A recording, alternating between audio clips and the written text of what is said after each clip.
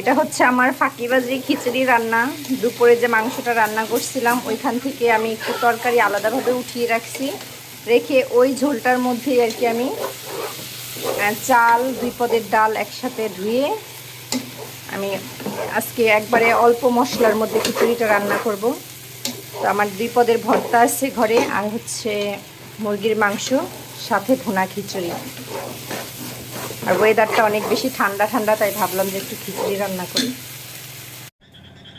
আমার রাতের মজাদার ডিনার বা রাতের খিচুড়ি, ফাঁকিবাজি খিচুড়ি আর কি, যেটাকে আমি শর্টকাটভাবে রান্না করি কোনো ঝামেলা ছাড়াই।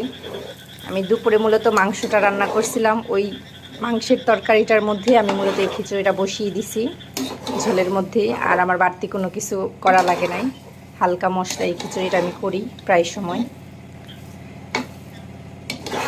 তো আজকের ওয়েদারটা একটু ঠান্ডা ঠান্ডা। আমার হাজব্যান্ড অবশ্যই দুপুরে বলছিল খিচুড়ি খাবে, বাট দুপুরে একটু গরম, মানে রোদ উঠছিল, ভাবলাম যে খিচুড়ি খেলে অস্থির লাগবে, রাতে রান্না করব, এর জন্য আর কি রাতে রান্না করা। অনেক সুন্দর হয়েছে, মানে একবারে পারফেক্ট, আমি যেরকম চাইছিলাম, ভুনা খিচুড়ি মাখা মাখা।